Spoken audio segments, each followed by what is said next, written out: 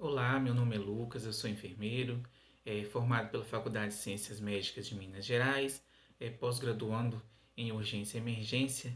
Trabalho atualmente em uma unidade de pronto atendimento e também num hospital público aqui em Belo Horizonte. Venho hoje para poder falar de algumas doenças. A gente vai falar um pouquinho da embolia pulmonar ou então tromboembolia pulmonar. A embolia pulmonar ela é um bloqueio que ocorre na parede da artéria pulmonar, que pode ser por partícula de sangue, gordura ou outros materiais que entram em contato com a corrente sanguínea, podendo levar de danos sérios e até mesmo à morte. Na sua maioria, é causada por trombos venosos recorrentes de trombose venosa profunda, a TVP, principalmente em membros inferiores, que se soltam e viajam até a artéria ou arteríolas pulmonares. Fatores de risco para a TEP são doenças cardiovasculares, pacientes oncológicos em tratamento quimioterápico, grandes cirurgias devido ao tempo que o paciente fica parado em cima daquela mesa, principalmente em cirurgias cardíacas, obesidade, tabagismo, uso descontrolado de anticoncepcional e também agora tão atual Covid. O Covid-19 ele vem está relacionado com o desenvolvimento e o aumento exacerbado de coágulos na corrente sanguínea. Os sintomas eles são bem variados, o que dificulta o diagnóstico precoce de tromboembolismo pulmonar. Eles podem ser desde dor no peito, sudorese, taquicardia, dificuldade para respirar, edema em membros inferiores, tosse, cianose, sintomas os quais estão muito relacionados a outros tipos de patologias. Por isso, o que pode vir a dificultar o diagnóstico precoce. Então, para um diagnóstico preciso, é necessário correlacionar os sinais e sintomas com o exame físico, acompanhado de um raio-x, quando possível uma angiografia, exames de sangue como o dedímero e o LDH. O tratamento ele é bem específico quando já se tem o diagnóstico de TEP. Ele consiste na administração de anticoagulantes, trombolíticos ou até mesmo extração manual por trombectomia ou então embolectomia. Como forma de prevenção então para esse tromboembolismo pulmonar, é necessário mudar estilo de vida, cessar tabagismo, redução de peso, o uso profilático de anticoagulantes, principalmente as pessoas que já têm o passado de trombose venosa profunda, fazer o controle com o ginecologista devido ao uso de anticoncepcional, realizar a movimentação das pessoas acamadas e, quando possível,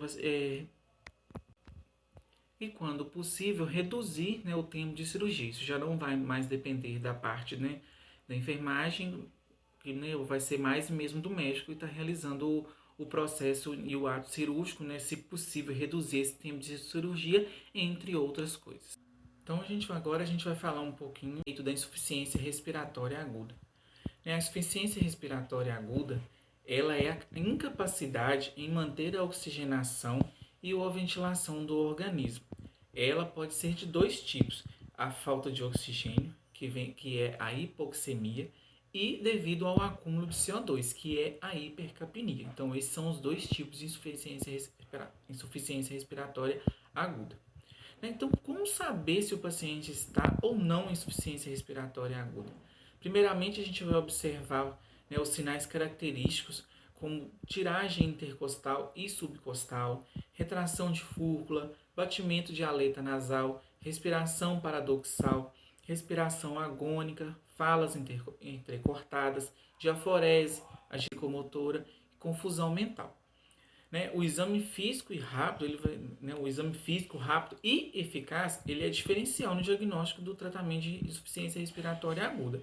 E isso tudo acompanhado de uma gasometria arterial, que deve ser coletada o mais rápido possível e interpretada por um profissional competente. Exames diagnósticos complementares vão de acordo com a estabilidade do paciente, principalmente os que demandam movimentação no leito, como encaminhamento para tomografia, angiotomografias. Isso daí pode esperar a estabilização do quadro do paciente. As causas de insuficiência respiratória elas vão desde edema agudo de pulmão, miastenia graves, Guillain-Barré, obstrução de vias aéreas e também os casos graves de Covid-19, o que está tão atual agora, né, que a gente vê muito nos noticiários relacionados à insuficiência respiratória aguda grave. Né, o tratamento para as IRAS, né, elas vão, né, desde oxigenoterapia simples por catéter nasal e até mesmo a final, que é a intubação orotraqueal. Também o uso de diuréticos, broncodilatadores e muitos outros medicamentos. Né, como forma de prevenção para a insuficiência respiratória aguda, não há uma forma de prevenção específica devido à insuficiência respiratória aguda não ser uma doença e sim uma consequência de outra patologia. Por isso, né, só há mesmo o tratamento mais rápido possível para que esse quadro de insuficiência respiratória não venha evoluir, principalmente para óbito. Oi, pessoal, boa tarde. Meu nome é Aline, eu sou enfermeira aqui do Hospital São Nicolau, em Catalão, Goiás. E eu sou responsável pelo setor de hemodinâmica daqui do hospital, né? E pelo setor de CME, que é o Centro de Material Esterilizado. Hoje eu vim falar um pouco, bem resumidamente, para vocês a respeito do que é a hipertensão pulmonar, né? Então, vou falar bem resumido e espero que ajude vocês. Então, vamos lá. A hipertensão pulmonar, ela é uma doença que ela provoca um certo estreitamento e dificulta, né, a nossa circulação. No caso, ela provoca esse estreitamento das nossas veias e artérias.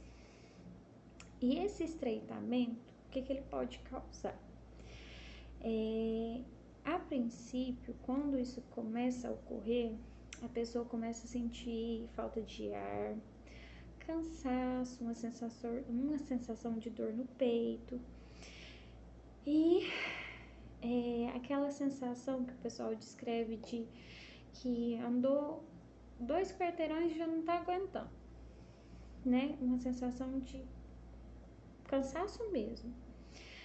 E é um dos sintomas principais e mais característicos da doença, né?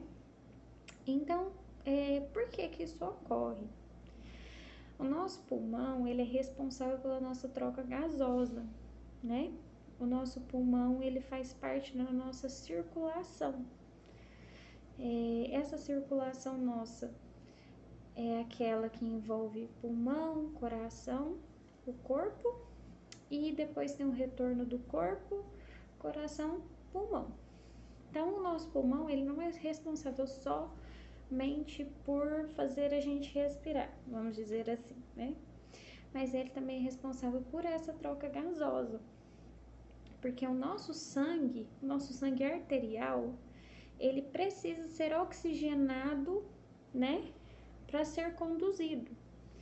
E esse processo, que a gente chama de troca gasosa, quem faz ele são os nossos pulmões, né? E quando eles não estão funcionando, a gente tem o que a gente chama, na verdade, quando não estão funcionando corretamente, né? A gente tem o que a gente chama de hipertensão pulmonar. Então, quem que são os grupos de maiores riscos, maiores chances dessa doença de se desenvolver? No caso, são as pessoas com hipertensão, pessoas sedentárias, pessoas com obesidade e, assim, não só esse grupo, mas também, principalmente, aquelas pessoas com HIV, doenças autoimunes, que têm essa certa deficiência, né, do sistema imunológico. Principalmente esse grupo. Essa doença tem maiores riscos de ser desenvolvida com o passar do tempo, né? Então, assim, quem for deste grupo, a gente sempre aconselha procurar o profissional que já faz esse acompanhamento, né? No caso, o médico que já acompanha, para que ele possa tá avaliando melhor, indicando uns exames de rotina para ter esse acompanhamento, né? Então, assim, aonde que a gente pode detectar esse problema?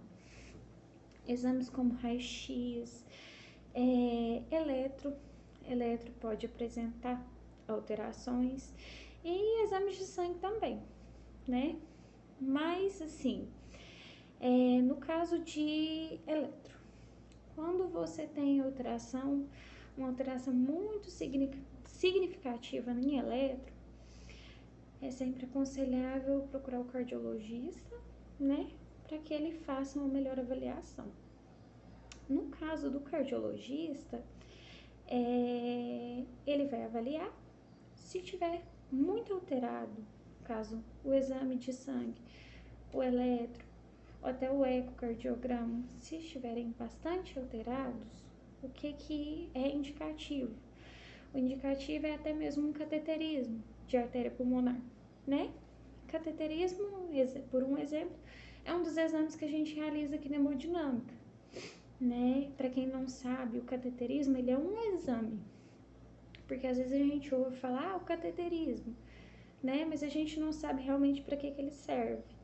Mas o cateterismo, ele é um exame, ele vê se existe obstrução, né? É um exame mais completo, é um exame mais detalhado e é um exame que vê se realmente possui obstrução, sendo necessária de uma intervenção. Então, aqui em setor de hemodinâmica, é um dos exames que a gente realiza, né? Para quem não conhece. Então, assim, o que é indicativo de tratamento nesse tipo de situações? Os indicativos são principalmente medicações, né? Quando ocorre, o médico geralmente indica as medicações, que são vasodilatadores, diuréticos e até mesmo anticoagulantes. E em casos mais extremos, quando as medicações não fazem efeito, o médico pode até indicar um transplante de pulmão. Mas isso são casos mais extremos, né? E assim, o que pode fazer para evitar esse tipo de situação ou para amenizar, né? No caso, pessoas, se forem portadoras de HIV, portadores de imunodeficiência, né, que são os grupos de maiores riscos para esse tipo de doença, evitar o sedentarismo, evitar a obesidade, não fumar, essas coisas básicas que a gente orienta não só para esse tipo de situação, mas também para evitar uma hipertensão arterial, diabetes, também são orientações básicas que a gente orienta, né? Mas que valem para um monte de coisas. Mas assim, prevenção em específico, é isso. E o que eu tenho para apresentar brevemente para vocês é isso sobre a doença. Esse aqui é meu setor. Hemodinâmica, a gente trabalha com cateterismo, angioplastia, angiografia, entre outros exames e intervenções. Quem tem interesse em estar atuando é uma ótima área para o enfermeiro, né? Mas é isso que eu tenho para apresentar para vocês. Espero ter ajudado, tá? Fiquem com Deus.